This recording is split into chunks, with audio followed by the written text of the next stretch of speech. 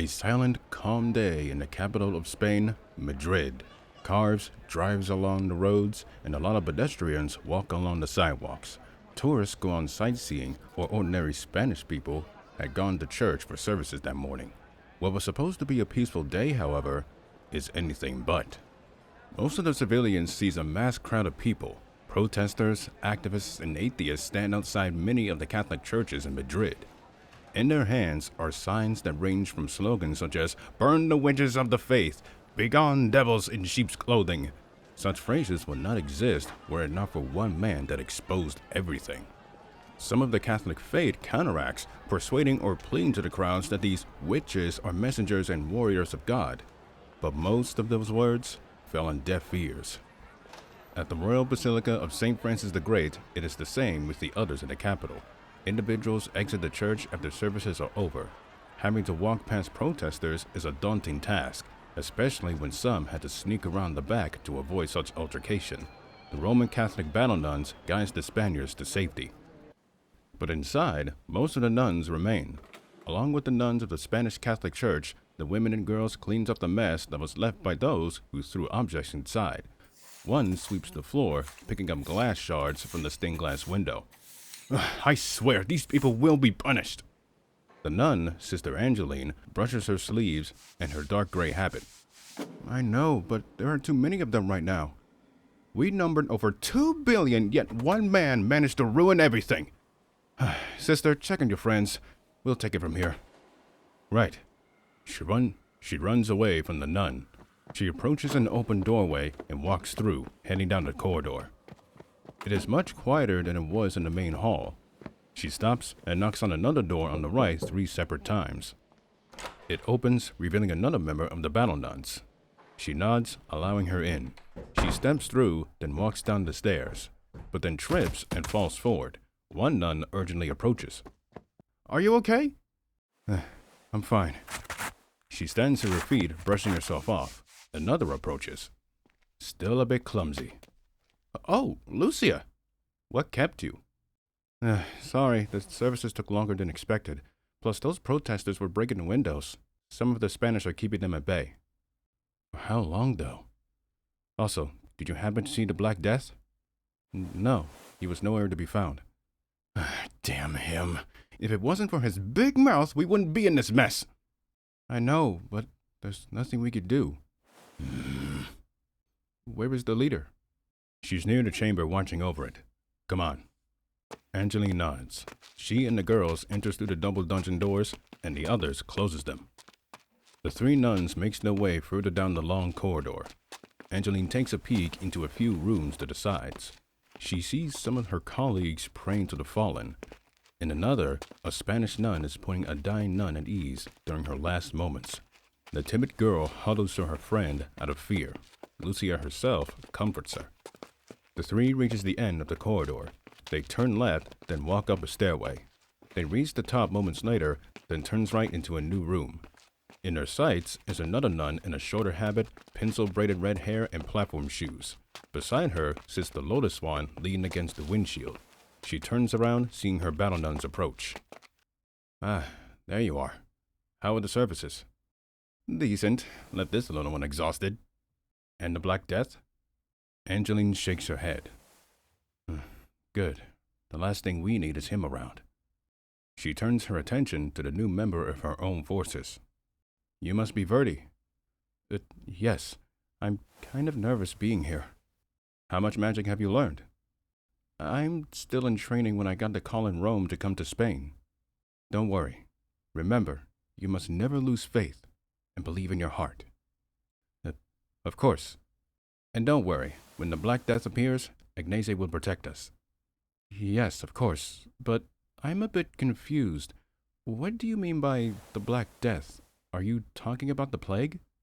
"No. When we say the Black Death, we are referring to a man known as Zenoff. Everywhere he goes, death will always follow him." "But haven't you came up with something to stop him?" Ignace rubs the back of her head, and Lucia and Angeline look away. "Even if we could, it wouldn't be enough." "Though if we did, by all means, but he will go after his attempted killer." "That includes those who are affiliated." Guilty by association? Pretty much. Such aspects about the man are unthinkable in Verdi's eyes. How can a man be that powerful? He's not from this dimension. That's why. And he isn't the only one. You mean? Not an alien, but from a world parallel to ours. And he's not the only one. Ignacy turns around and stares ahead. Both Lucia and Angeline approach, and they stand to her sides. Verdi, confusingly, comes up to the three. What she sees shocks her. Oh my, is that? It is. You are aware of what happened, right? Yes, I am. It's hard to believe that it did. We were there. We nearly died, but we witnessed it. Now all of the churches in Europe are calling Godzilla the hero, praising him like he's some sort of saint. Personally, I'm indifferent. But the fact that he arrived in our world like he did was kind of a relief. Not even a divine blessing? Yeah, I wouldn't go that far. And considering what he did before meeting Bagan is something that I'm still trying to wrap my head around. Also, how come we don't get that much credit? To be fair, it was mainly him who had help from us, the Knight Leader Marshall, and Orwell. Not to mention the Espers that were still alive in Academy City. Lucia. She turns her body to her. We shouldn't take credit for something that was a group effort. And regardless on your feelings about those Espers, especially Kamijo, they are still people with their own beliefs. Lucia hears the wise words from her leader, causing her to do a double take. I guess you're right. And you should be happy that we're alive anyway. Oh, so you're just going to ignore Tokyo Tower then? Anyway, at least there's something good that came out of it. Though, I never thought we would bring it down here. Their eyes glues to what is in front of them. They overlook from a balcony. At the bottom, 12 nuns surrounds a single area within a 50-meter high and wide chamber. Bagan's head, without its horns and strapped to the ground, sits in the middle. But at what cost? Her mind drifts back to the beast's awakening and the screams that were heard during the battles of Belfast and Academy City. Too many that are stuck to her. She shakes her head, snapping herself out of the visions that she sees. Hey, you okay? Yeah, I just haven't had that much sleep.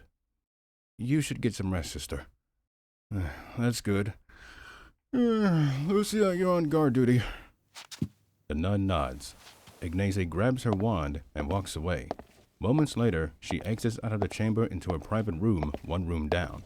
Stepping through, she places the wand on the wall, then continues. She falls forward and collapses on the white bed as her shoes fall from her feet. She lets out a heavy exhale. Jeez. Why is this so tiring? She rolls over onto her back. Her eyes stare blankly at the ceiling above her. It's been 2 months since all this happened. All of it because of one single order. Her mind drifts back to 2 days ago. Horrendous atrocities committed by the Amoxa, Catholic, Anglican, and Orthodox churches. That includes the purge that led to the unfortunate death of my sister-in-law. She takes off her veil and head cap, placing them to her side. She rubs her red hair, frustrated with herself. God damn it! Why didn't I trust my instincts? She lays her arms across the bed, letting out a sigh. Euclid is right. I never wanted all of this to happen. I thought I was doing the right thing, but I don't know what I'm doing anymore. She rolls to her side. Now look at us. Practically running away from a man who has done so much damage. And the great apocalypse is near. If only God, anyone, would give me a second chance. Her eyes closes, and she falls asleep. 4:30 p.m. A pair of binoculars scans from the left to the right, finding many Catholic battle nuns patrolling the front of the church. It veers down, spotting the protesters, who had increased than 30 minutes ago. 2 of them stops and looks behind them. They scan the area of civilians, of which there are many. Private Gilberto Paramo lowers the binoculars and ducks back into cover in the building across the road. The front entrance is a bit busy, but some of the troops are waiting. Yeah, we got some activity in the back as well. Stand by for my order. He reaches over and grabs his AWS, Arctic Warfare Suppressed, sniper rifle. At the back of the church, a squad of 5 Celtic Spanish Army soldiers, armed with suppressed F and FAL battle rifles, have their backs against the wall near a basketball court. My lord, there are up to 20 nuns, fully armed with swords. The 6-foot 10-inch Jonathan Zenoff, the leader of the Union of Sovereign Celtic Republics, the USCR, in his striped dark green and black long suit with a black trench coat and fedora, and sitting on one knee, shifts his eyes to him. Then it should be easy. What about the civilians? Are you suggesting that the innocent should die?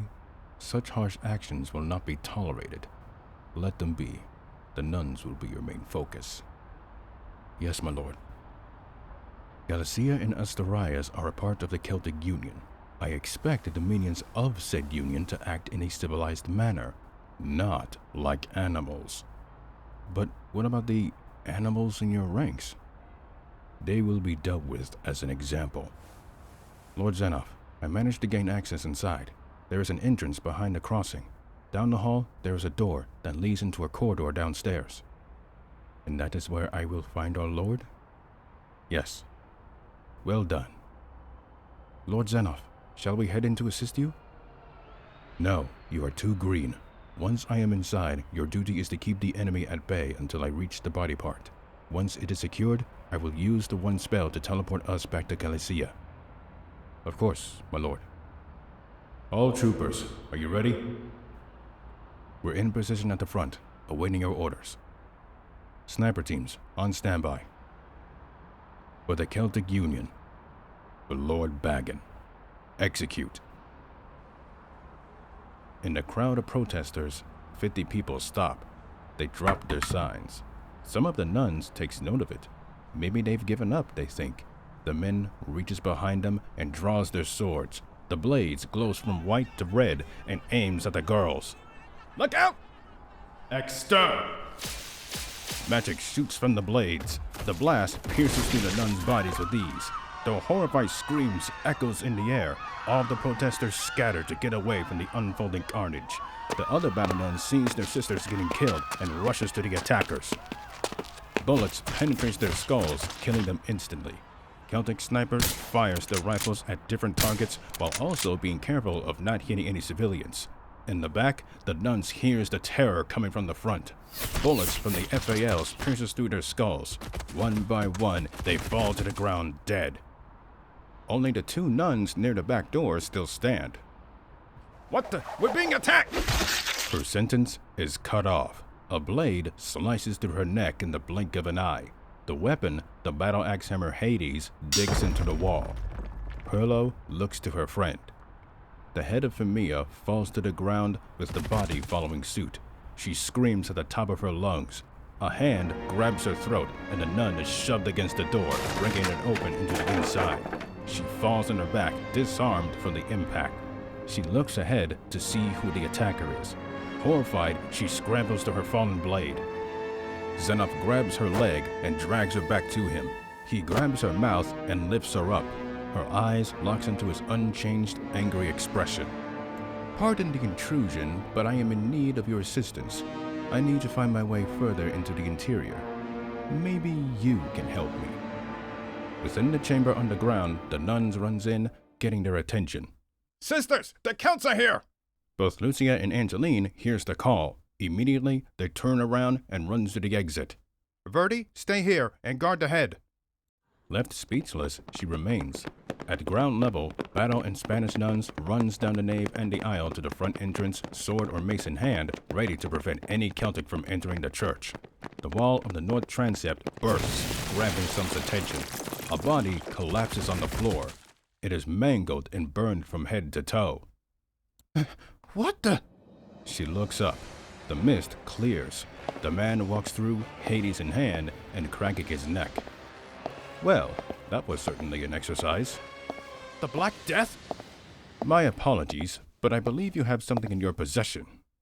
You are not taking another step forward! Sisters, come back! The Black Death is here! Hades becomes alit with white fire.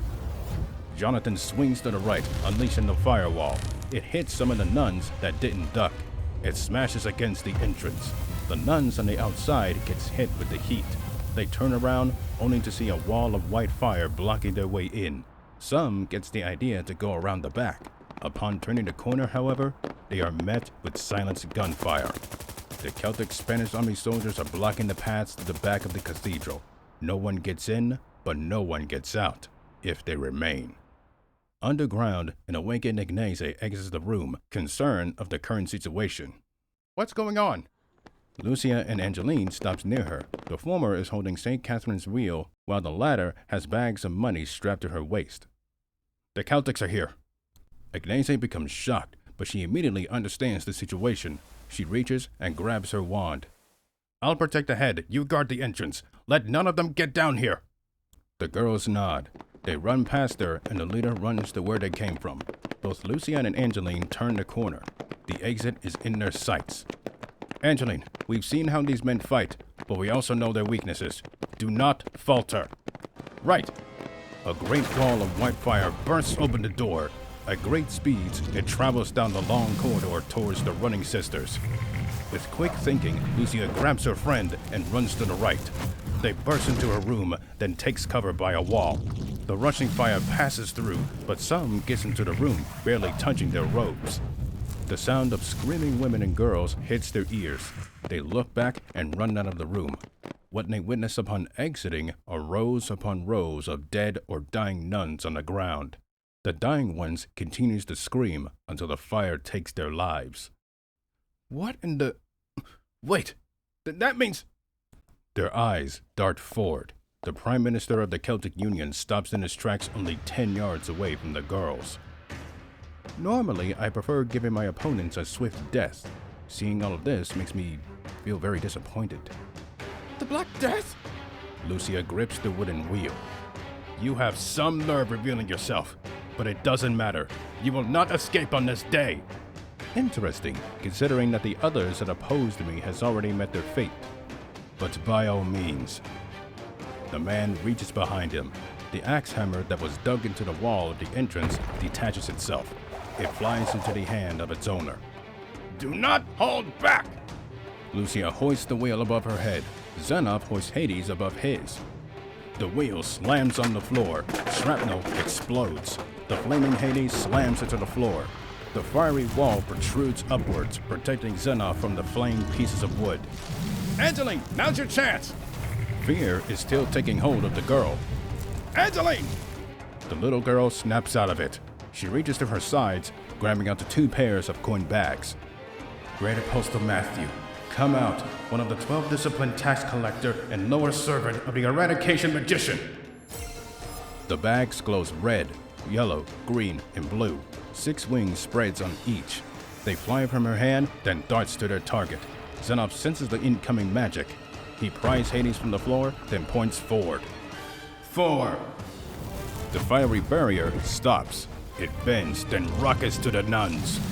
The bags dodges the fire and continues onwards. The girls duck, getting out of the way. Xenoph swings the axe hammer to the left and right, cutting through the bags with ease. Coins spills onto the floor as the fire disappears. The nuns gets to their feet, only to find the man already closer to them. As I thought. Disappointment. Xenoph swings his right fist. He punches Angeline on the left side of her face, knocking her off of her feet onto the ground. Instantly, in the same motion, he twirls Hades, then swings to his right. The hammer of the weapon smashes onto Lucia's right side. Her ribs cracks, then breaks. The girl screams, then falls into her side. Nothing but servants. That is all that you will be. Jonathan walks past the 2 weakened girls down the long corridor. Angeline regains consciousness, seeing the man walk away, but seeing her friend down, clenching her right side. Xenoph, now approaching the end of the corridor, stops. He sniffs the air. All units, objective near. How are things going on the outside? We're honing them off, but the police and Spanish Special Group of Operations are aiming the witches. My lord, the building is burning to the ground. Do you need a way out? My safety is not your concern. Keep the law enforcement at bay. This will not take long. Johnny lifts his right leg. He kicks the dungeon doors wide open. His sights lace upon the severed head of the Celtic Union's guard. Still in one piece. His eyes fierce downward, spawning Agnese with the Lotus Wand in hand and Verdi wielding her sword. So, is that? It is. You're too late, Black Death. How so? Were you about to destroy the head? Just about, when you decided to show up. Lucky me. Though I should say that you are wasting your time, child. Even when Mizora is dead, parts of its body will remain intact. I believe it is one of the many aspects that I overlooked when I created it. Your words mean nothing. The wings of the Lotus One spreads. We will not let you walk away. You will return to the Celtic Union with your head on a pike. Xenop's eye twitches. A vein appears on his neck. The memory of his wife's head mailed to him is all that he remembers. Even when you realize your mistake, you still follow this path? Flames engulfs Hades. It would be wise of you, girl, to flee, or you will be handicapped. And I always make good on my promise. And who is this we you speak of? By my count, there are only 4 of you left in this building. Anger builds within the leader of the battle nuns. If you think I'll just walk away that easily... She lifts the wand above her head, then twirls it. Then you are mistaken! She swings the weapon behind her. The end bashes against Bagon's broken horn. Verdi runs forward, swinging her sword to the left. A pocket of air appears next to Xenop's head. Instantly, he ducks. The air explodes, but it does not make contact. He lifts Hades, blocking a downward swing of the blade to his head. Keep him there! She hits the horn again. The blunt force appears on his back. He dashes to the left, once again dodging the exploding air. He kicks the new nun away, then darts to her. He swings the axe hammer to the right. Verdi lifts the sword and blocks the weapon. Sanctus scratches the wand against the horn. Pockets of air slices against his back. The man feels the pain, but he does not take his eyes off of Verdi. More blunt forces impacts the man's body on all angles. You evil, sadistic bastard! I will make you suffer for all of the crimes that you committed! Every person that you killed will be the same amount of pain that you will receive! Xenop drops to one knee. Verdi hoists the blade up, then swings down. The man suddenly shifts to the left, dodging the blade. He tosses Hades to his left hand, rockets himself to his feet, swinging his right fist upwards. He uppercuts Verdi in the jaw, launching her off of her feet. She collapses on her back, nearly knocked out. He turns his attention to Agnese. Do you want to know what the amusing part is? He turns his body to her, then walks forward. From the statements that you made, they are valid points to make. However, I must ask, how do you think all of my actions came to be? They all have their origin, a shared origin, I should say. After all, it is something that you know all too well. I was only doing what was right. You're poisoning people's minds! By my recollection, the people came to me, and I simply showed them the corruption of this world. What makes you think that you are part of the innocent when you are clearly full of corruption yourself? He hoists, then swings Hades downwards. Sanctus holds the Lotus Wand above her head. The blade of the axe hammer slices through the base of the Lotus Wand. The nun's emotions turns from fury to shock and horror. He reels his fist back, then throws it. He punches her on the nose, breaking it and launching her back. She smacks against the dead monster's snout before falling to the floor. Xenop turns back to Verdi, standing to her feet. Your name is Verdi, yes? Your heart is pure, and I can sense that you want to know everything beyond what you may believe. I can offer that to you, but I will not guarantee your own safety if you choose this current path. Agnese reaches into her sleeve and pulls on a knife. She jumps up and swings to her right, aiming for his face. Jonathan does not look away from Verdi as he grabs onto Sanctus' arm with his right hand. He swings Hades to the right. The hammer smashes onto her elbow. The joint disconnects with a sickening crackle. Some of the bones sticks out of the skin and out of the sleeve. The young girl screams bloody murder. Wait! Please, spare her! Is that your decision then? To stay on this path? This will be your outcome. Verdi remains silent. You do not know this. You do not know this, but this fool is among those that started this entire nonsense which has led me to the things that I have done. Lady Verdi, do you not find it suspicious that this righteous movement is all but a facade? They promise you peace, but it is anything but. These are the same individuals that left my wife's head inside of a box on my doorstep. Are you going to let that be your own future? He releases his grip and the girl falls to the floor. These are the same individuals who followed the true demon, now going by the name of Corazon. You have heard of her, have you?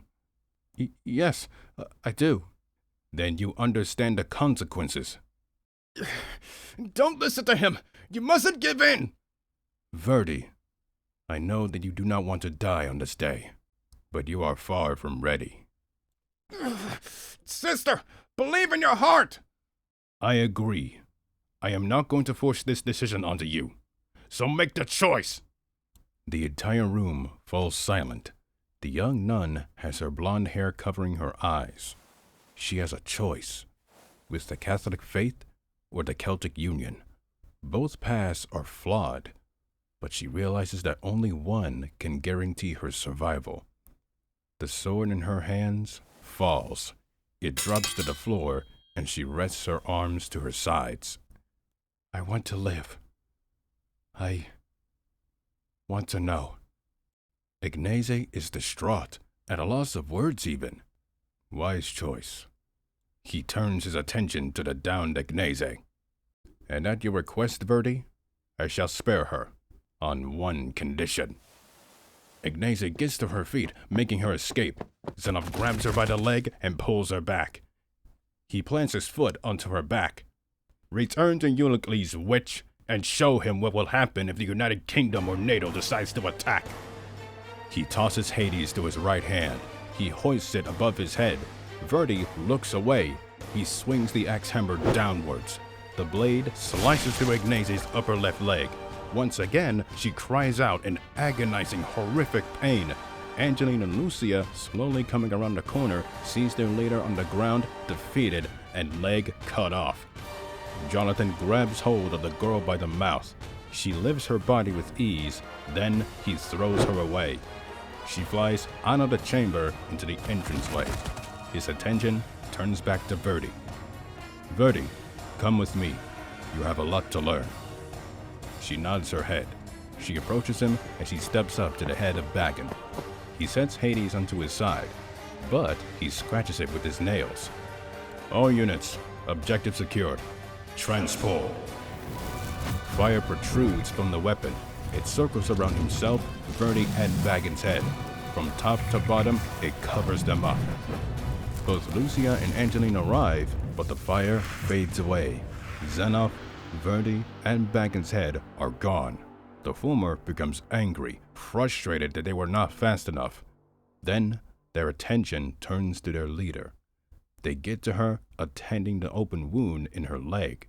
Ignace hears their calls to her, but she is too distracted by the pain.